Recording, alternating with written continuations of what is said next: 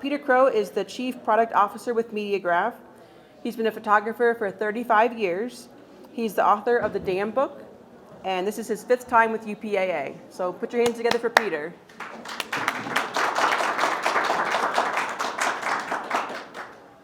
Thanks everybody for coming. There's so many interesting things to do, and we're pleased to have you here. Today we are going to be talking about the different tools that can make your dam more self-service, both for your general users and for the administrators. And I'm going to go through kind of the philosophy behind how we think self-service can be made better, and show you some examples of how we approach that issue. I am a photographer. This was one of my last best assignments was some work for PBS, shooting portraits of people who were inspired by PBS programming to do some amazing things. Really great assignment for me. You know, this guy rode his bike from Florida to Denali, and we flew him up to Seattle, and right as the leaves were starting to turn, and shot him out in the woods with his bike. I loved being a photographer as a profession. I'm also loving where I am now in this part of my life, working to help photographers and photographic collections. As probably most of the people here know, I've been writing books about digital asset management now for about 18 years, and it's a real passion of mine. The collection management, preserving images, making them accessible, making photographers' lives better. You can, if you don't have a copy of any of the books that I've got, you can sign up in the back, and we will send you electronic copies. Allison's got a clipboard there, and we'll send you electronic copies of anything that you're interested in having. If anybody's got a film or print collection they need to digitize, there's a really good book on using your digital camera to digitize. I know there's a lot of both photographers who need to do that, as well as institutions that have a bunch of film, like Phyllis probably has a lot of it, both personally and at Bates. Today we're going to be talking about Mediagraph. I'm sorry about the line running through everything. And you can read more about it on our website at www.mediagraph.io. That does include transparent pricing. I think we're maybe the only dam in our class. Oh, that wasn't supposed to do that so fast. You can see how much it costs to get a Mediagraph account. We don't hide it. We don't try and see how much money you've got. We publish the prices, and you are in control. Moving through, what are we talking about today? Okay, self-service. So everybody in university communications is now having to do more with less. You've got increased mission. There are certainly plenty of departments that are bringing lots of people in, but at that point the job is expanding, and what used to be maybe a dam that was only for the communications department is often needing to be opened up to the entire institution, and then possibly into the entire university community, including any of the parents and relatives of the students. So it is increasingly important for us to have more self-service there. It makes people happier if they can find what they need, if they can do the things that they need to do. And we've been very focused on that from the design phase, from the very beginning. And we also believe that it's important for you guys to be increasing the usage of the material that you make. It raises your profile, brings better brand equity to your communications team. So making that work requires some attention to details and processes that aren't necessarily things that you might have focused on when it was mostly the communications team that was accessing the files. We are finding that as people come into Mediagraph, it's increasingly the case that they are pretty quickly expanding the access to their collection. So because they can in ways that were much harder before. So that again, we're focusing on that, and truly a big part of that is how do we spread the work around. So how do we let people serve themselves, but then also how do we spread the work around among administrators, which is a really important part of this whole thing. And we'll talk about that. So there are challenges to very large collections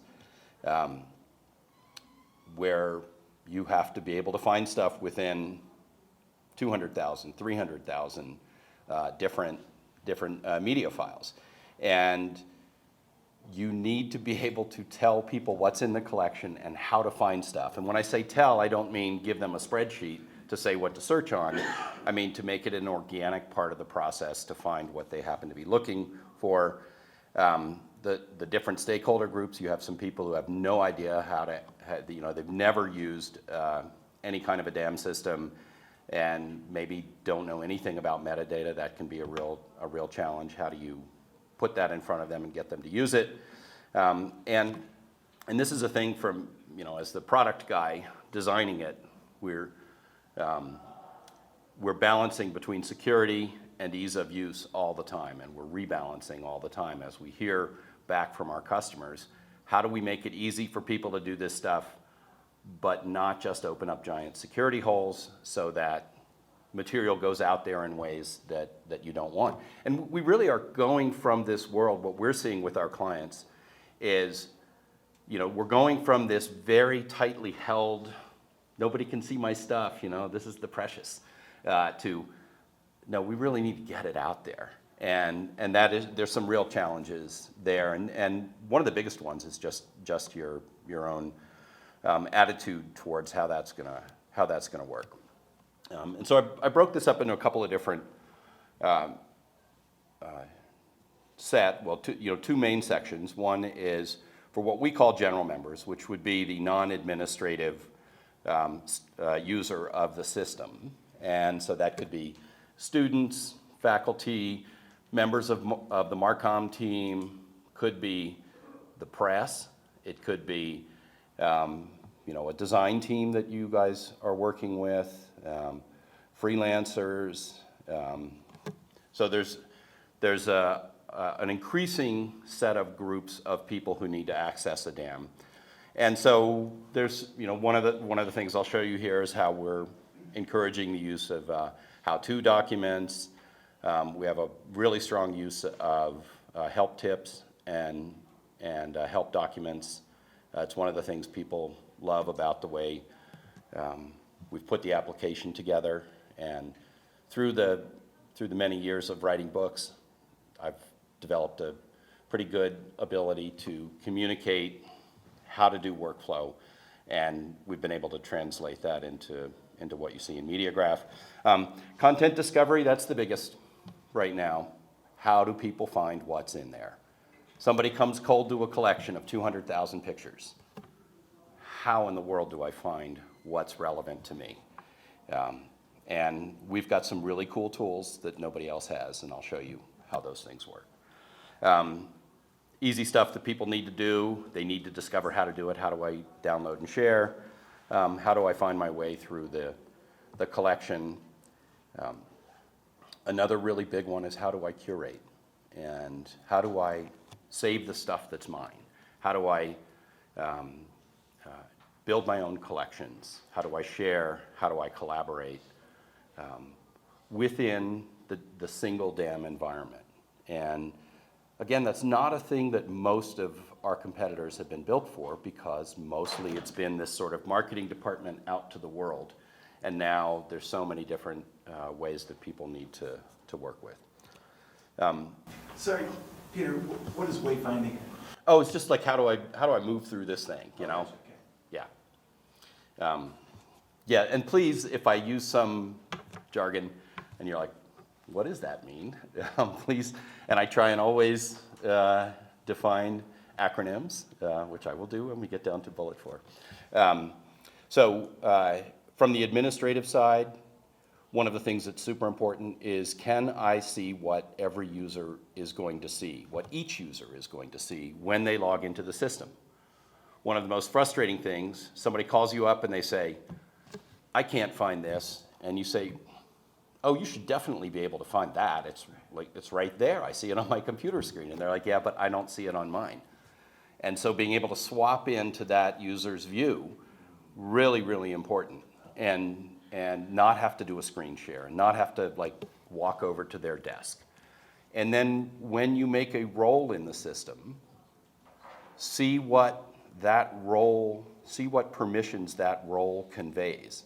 So if you've made somebody a library manager, if you've made somebody the athletics content manager, what does that mean? What can they do? What can they see? What can they download? You need to be able to preview that, and I'll show you how we do it. It's really easy. Group-based management, really important as the mission of the dam expands.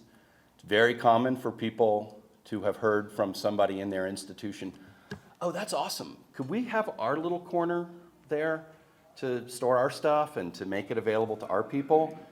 And oftentimes the answer is no, because I'm not letting you come in as an administrator because you're going to mess up all my stuff. And so groups really help there. Single sign-on. How many people are using single sign-on for access to a dam? So that is, the same sign-on that the university has for accessing the university website or any of the other tools that are integrated. That's huge, and it comes with a set of challenges, which can be, now we have 35,000 students who can sign in with single sign-on. What's the user experience for those 35,000 students, and how is it different than faculty, staff, athletics department, advancement department? And so being able to, anybody here got an IT department that's willing to manage groups that you know of? Yeah, so a couple. We're increasingly finding that, and I'll show you what that means. The gist of it is that the IT department can say who's in what group. These people are students, these are faculty and staff, these are marketing department, these are athletic department, and that can route those people automatically to the permissions that are appropriate for that group. So you don't have to take 5,000 or 10,000 people and say, oh, is this person a student or a faculty? So huge ability for time savings of administrators. Request workflow, how do people actually request stuff they don't have access to? Upload, et cetera. Okay, lots of talking. Content discovery. This is the big one. Well, I'll go through some sort of screenshots here, and then I'll go switch over to a live demo, just so, because a lot of it is just easier to see when you see it in sequence in real time. So first thing, push content. And what do I mean by that is I want to make content that I think people want to find. I want to make it super easy to find. So I can put it on the front page of the system. And Judith Pishnery at Kennesaw started this quick start guide, and then it got passed over to Wake Forest, and they made it a little better, and then it's got passed to a couple of other schools, and they're all sort of putting their own stamp on what the quick start guide is. So this is a perfect example of push content. And this is something that's available even if you're not logged in. So you're helping all of your users the first time they get the address, even if they're not logged in, how do I get into the site? And in her case, what she did was built this PDF, which you do not have to be logged in to access, that tells you about how to access the account and how to use it. So again, self-service. This is something so you don't have to hold somebody's hand to get logged in. It's available even when you're not logged in. If you can just get to that front page, you can find this information if you're willing to read, and that is a big if, because people don't read. But if you do, hey, getting started, this is, how you get started. So there's, like, right off the bat, first thing, easy for people to troubleshoot. Our friends at North Carolina said it's, as has Kennesaw given us permission to show some of their site. This also is the public face. You can see up top where it says log in. So you have control over whether somebody has to be logged in or what group they might be in. And they have these 4 collections available to anybody who can get to, in their case, mediagraph.io/UNC. And the one thing they know people are looking for the general resources, how to use the site, campus scenes. These are all released and available for download to anybody. So if somebody's doing a TV piece on the news, or a paper wants great pictures of UNC, they can get it. And then the news and events are what they know people are looking for. And so you click that, and you come in, and you get a list of all of the events that they have made publicly visible. It's not all of their events, but it's what is publicly visible. Yeah?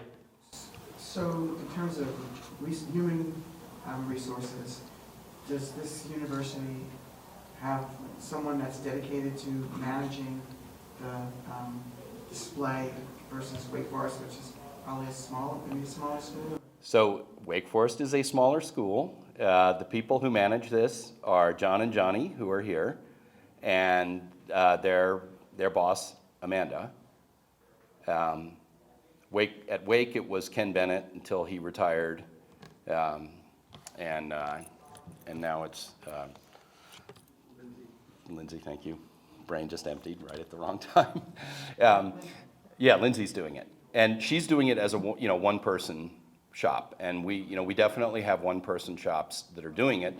The thing that's nice is once you've set up those permissions for that collection tree, you know that whatever you add to it is going to inherit the permissions from that tree. And so it's all over the map in terms of, it's usually just a couple of people, like the folks at Iowa who have just come on board. They have a dedicated dam manager, that's all she does. So the photographers, they're going to be uploading, but mostly not touching it after upload. Yeah. And so you can click into that. You can download these. They've made them downloadable, I believe. That's how that is. And this, this automatically hides the navigation stuff on the left-hand side, just because it's like, hey, if this is available to the public, when the public comes in, we want as simple and clean an interface so they can just start seeing the stuff that they're probably looking for. If they do want to open the left-hand side, you can see that there are a hell of a lot of collections that these guys have built over the years. And what do they have? 22,414 files available to the general public for view. Okay, so push content. We saw how push content can be visible to the general public, but it's also making use of our excellent group capability. So this is a photographer, one of my good friends, we've built a sample site out of his work. And so I'm logged in as an administrator, and you can see up top with my name, or my avatar there on the top right, I'm logged in. And he has 2 different groups that are his clients that have featured collections on the front page, as well as public material. So as an administrator, I can see all of these. If I am a not logged in person or just a member of the site who's not a member of a group, I can only see the public stuff. If I'm a member of the JBG Smith group, I get to see my stuff and the public stuff. If I'm a member of the JMI Equity group, I get to see my stuff, but not the JBG Smith stuff. So this is how you can build targeted push content just for different groups within your organization. So it could be, you know, you have an athletics group, or you have an advancement group, or you have, you know, the Marcom team. So our push content on the front page is group aware. So as you make these groups, you now can be talking directly to that group as soon as they log in. Can a user be a member of multiple groups? A user can be in as many groups as you would like, and any collection can have as many group permissions as you like, and they can be different. This is an issue with some of one of our competitors in particular that won't let you give different permissions to the same collection tree. Okay, user-friendly search. This is a really huge one that you just don't find in most places. So type a head match, type something in, we show you matches. This is teaching the user what is in the account. And so I'm looking for some guy, his given name is Robert. Is he Rob? Is he Bob? I don't know. Let's try Rob. And let's try Bob. And so I can see these matches that are, in these cases, these top things that we're seeing are keywords or person keywords. And we see the matches, and I can say, oh no, it's not Rob, it's Bob. And so this is, again, it's telling me what's in the system.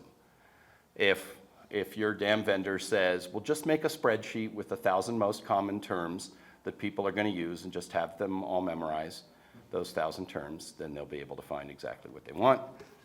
Nobody's going to do it. They're going to call you up and say, searching for that guy, I don't know if he's Rob or he's Bob, and they came up. I don't have a way to search all the keywords just to see which keywords are in the system.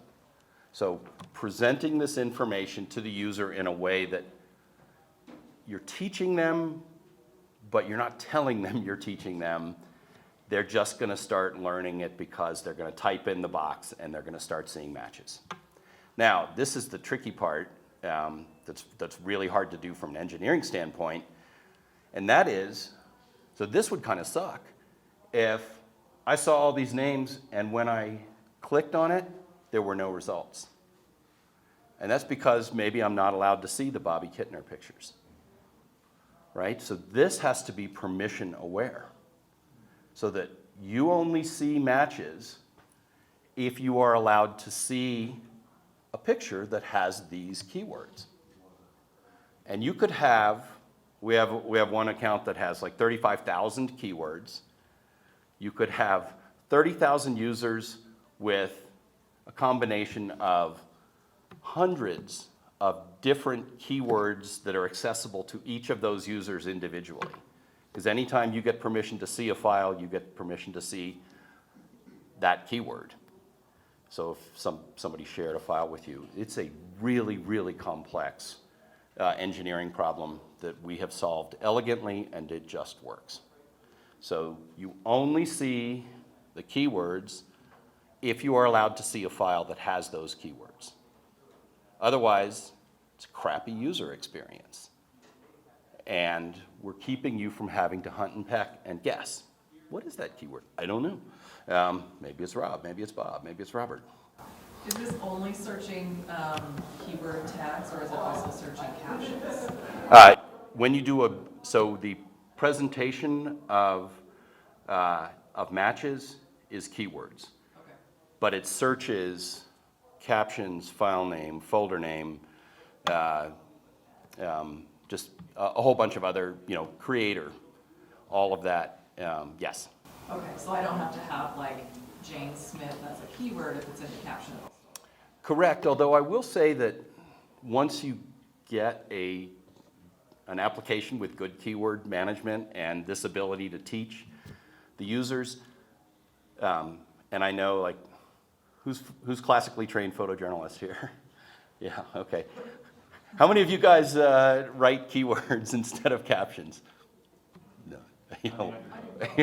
Yeah, okay. So keywords are really useful because they are filterable like that. And you know, because you can present to the user, these are the keywords that are in the system. You know, captions, you can't do that. Like, you can search and everything with Bob Weir in the caption will, you know, can come up, but you don't know that Bob Weir is in the caption because there's no way to present that unless you've made it a keyword. Wasn't it common metadata practice to not repeat? In other words, if the data is in the caption, to not necessarily repeat it as a keyword? What you're saying is, if I'm writing Peter in the caption, in order to get that functionality, I need to have it in the caption and in the keyword. Yep. Or wasn't it common practice to not have that repetition? I'm sure that was taught in a number of places. My suggestion is that filterable individual snippets are so much more useful over the long term, especially when somebody doesn't know what's in there. You, the photographer, hey, I know I shot a picture of Bob Pribble, you know, sometime in the last decade or two. I can search on Bob Pribble, it's not in the keyword, no problem. So if it was a headshot of somebody, you would put the caption and keyword. Well, yeah, and what I would really do is train our system on that headshot, and then every picture that has that guy in it is gonna get that keyword automatically. Yeah, yeah, which is, that's like the real answer to the question. But we also do this with type ahead matching in our search box, which is we show you matching collections, but only if you're allowed to see it. Light boxes, but only if you're allowed to see that light box, either it's yours or someone shared it with you. Folders, if you're a high-level administrator and the string MARK is in there somewhere. Or web links. Web links are a first-class object in our system. You can find web links that also have that string in there as well.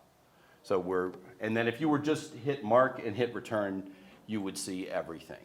You would see like. Does one image show up down here? There's a whole bunch of images below that because I cut off the screenshot. And they have keywords or something? They have a match of some sort. Could be file name, folder name, keyword, caption, headline. Yeah. I think we're indexing alt text too, although. Okay, so this is really hard engineering, and that's why nobody else does it. Good work, Peter. Thank you. So when you do just a regular broad search, like I'm searching on artificial, I'm getting, you know, these relevant artificial intelligence things.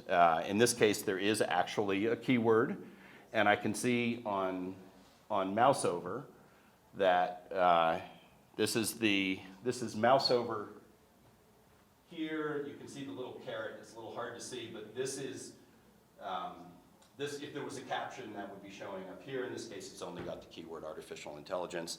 That's why that came up in the search.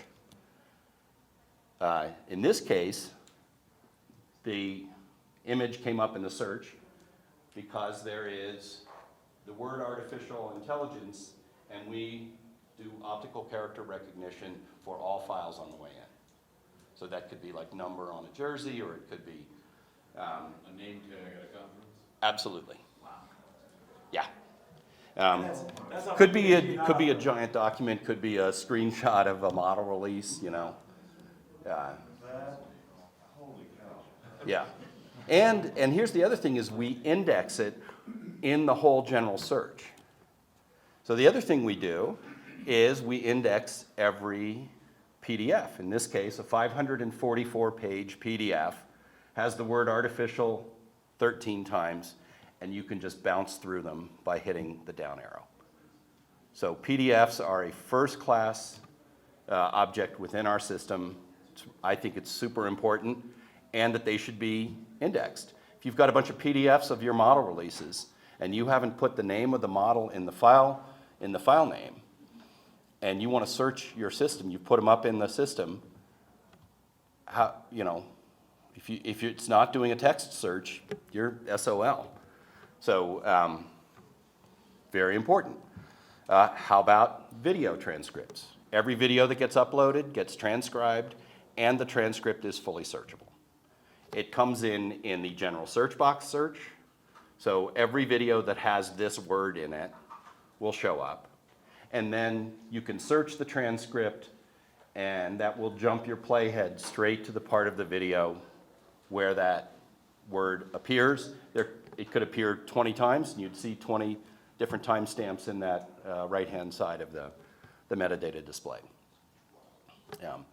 Huge for people who have large collections of partially annotated video. Yeah, Joey? You might have mentioned it. I forget. Do you guys do any sort of capping on like how much it will scan, like, or is it every video you have in there? It's gonna. Every single video that's uploaded. And no, it can be 2.5 hours long. We will transcribe all of it, and all of it will be indexed for lightning fast search in the main search box. So that can be, you could have, 20,000 hours of video. Can you toggle on and off, say like, oh, I want to search artificial, but I don't want to search transcripts of images? Yes, and that's about to get a lot easier, probably next week. So you'll be able to choose between about 15 different fields to either like give me the whole everything, whole enchilada, or just give me these, just keywords, just headline, just transcript, just description of a person, and in this case, it's PowerPoint. And so when you upload a PowerPoint, we parse it out. If your people are using PowerPoint templates to communicate, they can put the templates up. They can download those templates and just continue building their PowerPoint. But it is keyword searchable in the same way PDFs are. Okay, so it's a really nice way to be able to broadly search. We also do, I don't have a slide for it, but we do word proximity search. So you can say, I want to see this word and this word within 25 words of each other. So, and that can search the entire video transcript and say you have 20 videos that have both of these words, but I really want to find out where, that word and that word were used together in the same paragraph. And same thing for the content or the description. So there's some ways that we aggregate content. There's some reasons that nobody else does it. The main reason is it's really hard. So we read the create date out of every file that comes in, and cameras and software write create dates in a whole lot of different ways. And we index it, and you can click on any date, month, or year and see every file that was created on that date. No more building folders by date if you really want to be able to find it. If the date's wrong, you can drag and drop it onto the correct date. So drag and drop tagging within the date tree. So if you have a ton of scanned images, you can drag it onto a year. If you know this is 1988, but you don't know what day it is. And this, you just, you click there and you're going to get the 500 pictures from Friday. Or video. In theory, like I have every photo from 2023, and I want everyone in my Marcom team to be able to see every photo from 2023, regardless of what gallery they live in. Yep. That's what this does? Yeah, they can click view all and then just go down to that. And then they'll be able to sort the result by. And then there's a whole ton of different ways. Then we'll show you every keyword or the 50 most common keywords in those files from 2023. Or you can poke through it and say like, was it June? Was it March or April? I'm not sure. I'm gonna click March. Let's open it up and just click down through the end of March. No, it's not that. Oh, maybe it's the beginning of April. Let's open April. Click, click, click, click. See them. So I can technically do 2023 and then click graduation and then just get graduation photos from 2022. Or how about this? I want to make sure that nothing older than 2019 is in our general user-facing collections. You can, I'll show you how the blue lights work, but the blue lights mean that something that's in the shown group has this tag in it. And you could click, you could say, here's our collection of approved images of students. And then you will see the years light up as to which years are in that group. And you can say, oh, 2019, anything that's in here, we probably want to pull. Or certainly anything that's in there that's a picture of a student who's probably no longer a student, we want to pull that. Somebody was talking to me about they have racially diverse pictures, somebody who's graduated several years ago who got really, really upset that they appear to be the only black person who went to the school because that's in every publication. Got to pull that. Okay, so this aggregated content, again, super hard to do, absolutely incredibly useful. Does anybody use this in Lightroom, the date All the time, like whenever I mistakenly move a folder somewhere. Yeah, how do I find that? Yeah, I know that it was in such and such a date, yeah. So, click the dates. Another thing we do, oh, question? Yeah, maybe I missed it.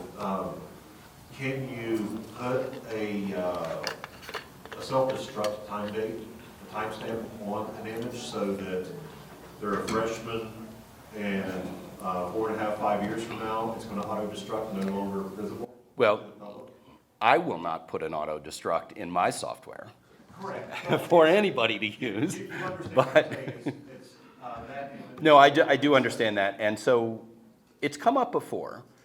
And then the question I always volley back is, do you really want everything from 2019 to become invisible to everybody, or do you want to be able to pick and choose? Like, what if you have like the most awesome campus, campus beauty shots, and it's like, okay, we've had them since 2019, but they're really nice, or this drone footage is really great, and, yes, we'll go replace this drone footage. So we do have an expiration on rights packages.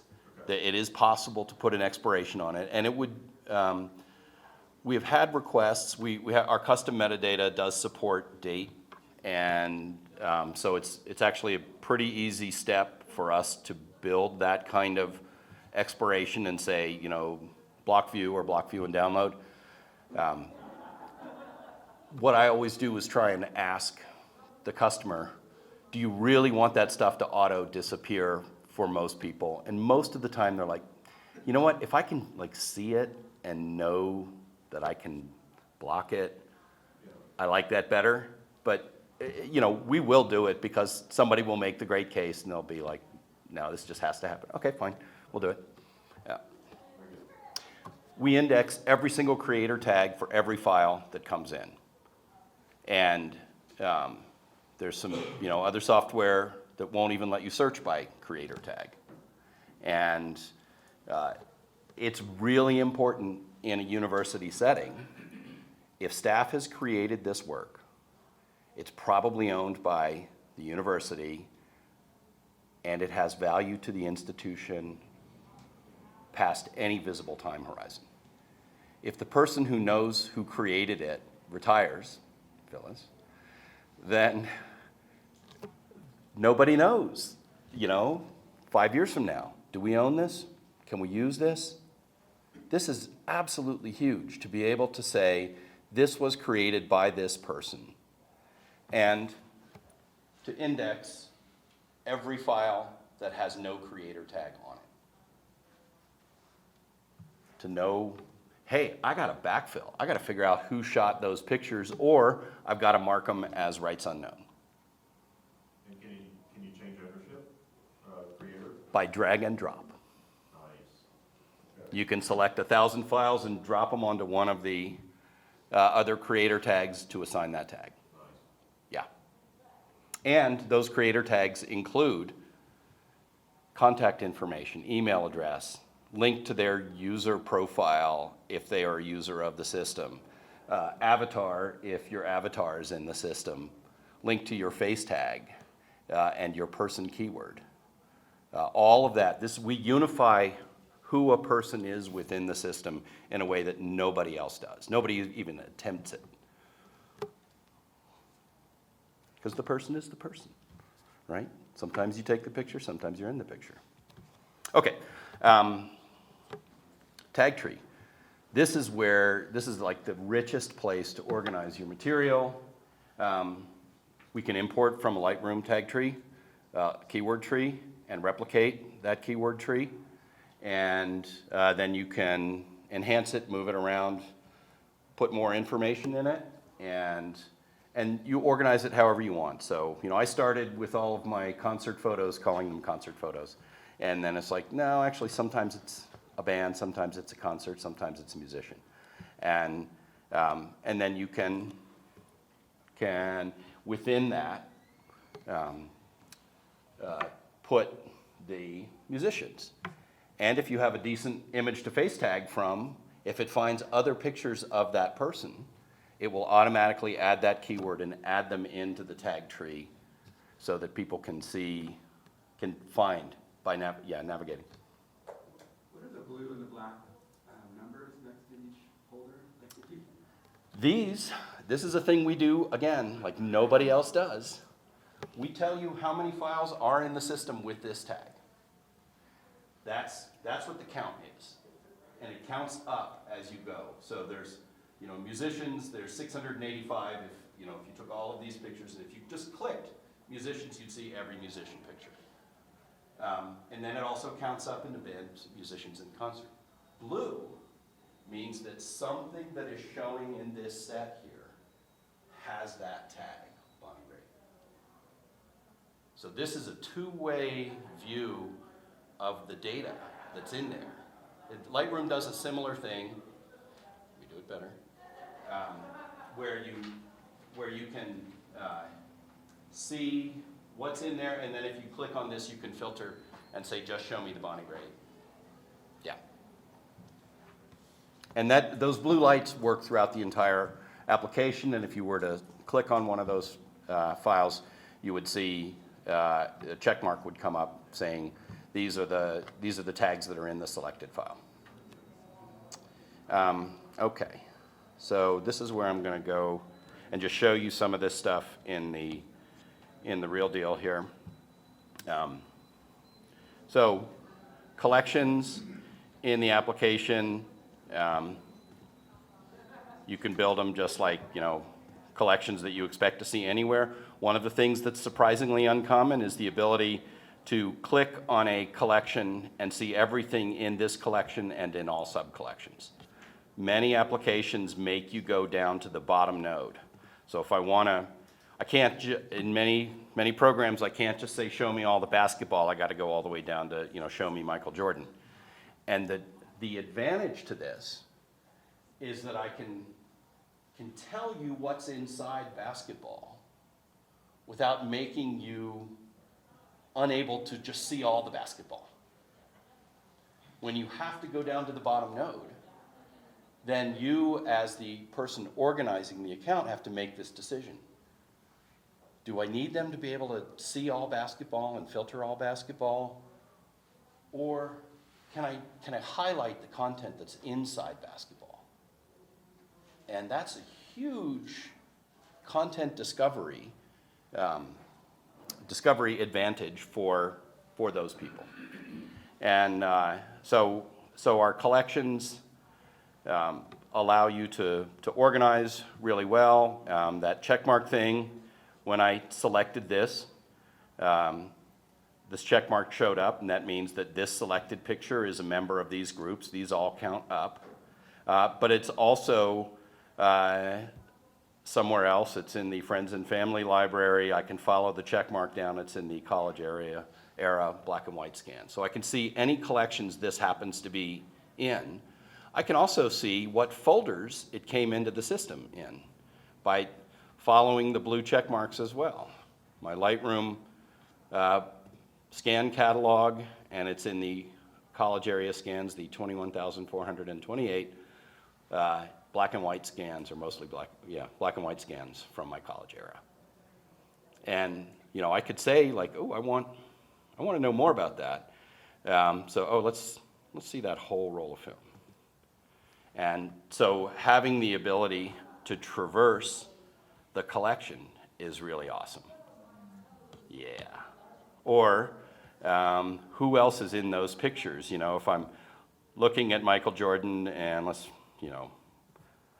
can see something in here that might have another Tar Heel player, maybe Matt Doherty. Okay, so I can see that Matt and Michael are in that picture, and I can go find all the pictures that have Matt Doherty in it.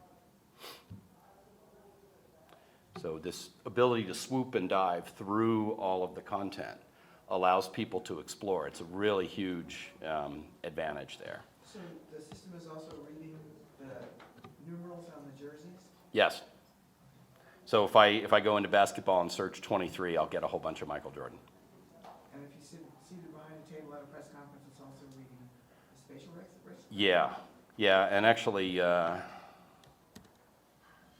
that's not what I want. Do I have the other one? You don't have to buy an additional plugin or. And it's included in every package that's above the $4,000 a year package. So yeah, if we got this fantastic collection from Bob Donnan. Let's go find Bob.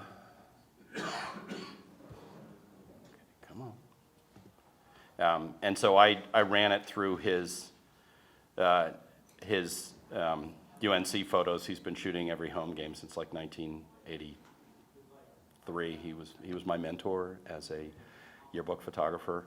But if we, if I'm looking for R.J. Davis, I can find. This is a perfect example of that caption thing. So his captions are beautiful. They're fantastic code replacement.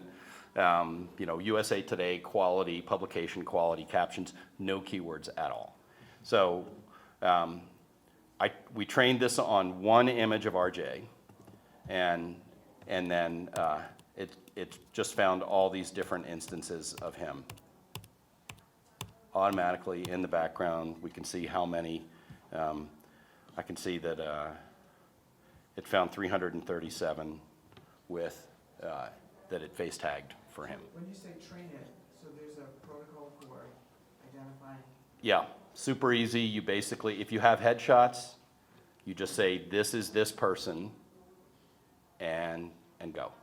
And then and you can train as many people as you want. You can train it on your schedule. You don't have to submit it and wait 3 days for it to come back. Yeah. For the facial recognition tagging, can you set within the permissions who's able to do that? I'm just thinking of like our homecoming, for example. I have to dip into the president's VIP tent and take pictures. I don't know who any of those people are that I'm taking pictures of her with. Yes. So we have permission to only do facial recognition on those pictures. Yeah, absolutely. And you can have as many administrators as you like for no additional charge, including group administrators. You can also put a light box of pictures together, invite somebody to it, and give them tagging privileges. Yeah. Will that go out to the rest of the catalog? The tags that they put there, will they? So when you tag the file, you tag the file. Everywhere that file is seen, that tag is seen. Will the AI find those people in Yes. the rest of the catalog? Yep. Yeah, and one of the things that's very normal is people come in, they've got 537 pictures of the president of the university, they train it on the one headshot, they come back, and there's now 2,500 pictures of the president of the university. And it just happens. Do you have issue like if it tagged incorrect person? I'm sorry? Do you have issue if it tagged incorrect person? Like somebody who's Yeah, so we actually, I think, have the best error correction workflow in the business. One of the ways that we do that is if it finds, so if you've manually put that tag on, we say human did it, it's right. If if the AI does it, and then later on another face comes in and it's a better match, it will replace that tag with the better match, and it just does that automatically, and it works. What we're finding is that, you know, we're set to 80% confidence, so 80 to 88% confidence, and you can see that in, you know, in any file. We'll show you if you know, if you want to get geeky on it, to go down and find out. Where's RJ's tag? We can see what the confidence level on this. It was 99.94%. Yeah. So yeah, it works. It works really well. Yeah, Todd. It works so well that when I had student athletes, we tagged their headshot for Media Day. It would find them their freshman year during COVID with a mask, when we didn't even know who they were. Because the eyes are key, and that was startling. Okay, so I've just been talking way too much and have used up all my time. I want to show a couple other things that are important for self-serve. So one of those is that we have a download request form. If somebody doesn't have download permission, so in this case, I'm looking at a file. As soon as I select, the download button shows up. If you click download, it will it'll tell you what you can do, and then where's the request? It's in here somewhere. Download request. Download request. We index your downloadability as a user for every single user. It's pre-configured. You can have 30,000 users with different download capability, with 30,000 different download capabilities. When you go into this panel, you will see what you're allowed to, what quality you are allowed to download. And then if you try and download something, in this case I have a set of files, some of which I'm able to download, some of which I am not. We tell you in the download dialog, your download is prohibited for these. And then you can say, request access for restricted files. And then that's gonna bring up a light box and send the administrator an email saying so-and-so is looking for access for a particular thing. And then you can grant that, this is after it's granted, but you can grant that. You can either say, like, you can have medium or you can have full. We keep every download request. We generate a PDF on every download request. It goes into the Lightbox so the user can download it and see what they've been given permission to see or do. And the administrator keeps a copy to know who requested it, what permissions were granted, and who did the granting. So I manage the healthcare library within the University of Iowa's library. Does that mean that when healthcare users or any user is requesting a file that lives in my healthcare library, that request comes to me? And it will be very grateful. Yeah, yeah, because she will not have to do that because she doesn't have authority to do it, right? Right, she just forwarded it. Yeah, what'll happen is that you'll both get the requests, and because it could be a mixed request. Yeah. Could be some from her library, some from your library. So that's a really huge one. Wayfinding, like any user can resort at any point. You have the grid view, table view, map view, which is searchable, and what we're calling the post view. This is going to turn into something that looks a lot like Instagram by the time we're done with some new features. It's also a great way to caption your pictures because you can just scroll through and do the captions. Let's do groups here. So we actually sort of saw related assets. We won't do that. Admin levels, this is huge. So here's Kennesaw's account. They've got a bunch of different storage areas. When you make a group, you can create automatically dedicated storage areas for that group. And Designate how much storage they have? you can't designate, but you can see with a single I click. can basically call them and say. Yeah, and so when, let's see, groups. So in our group manager, this is where you can put in the SSO auto join my group, and You can then switch. We make a dummy user for every role in the system, and you just switch to that user to see exactly what they can do. Previews the whole thing. And then when you go in, we can see that all of these storage folders, except the one owned by athletics. I'm now signed in as the athletics content manager. I can delete all 41,000 files in my area. I cannot mess up anybody else's stuff. All the other folders are off limits for me.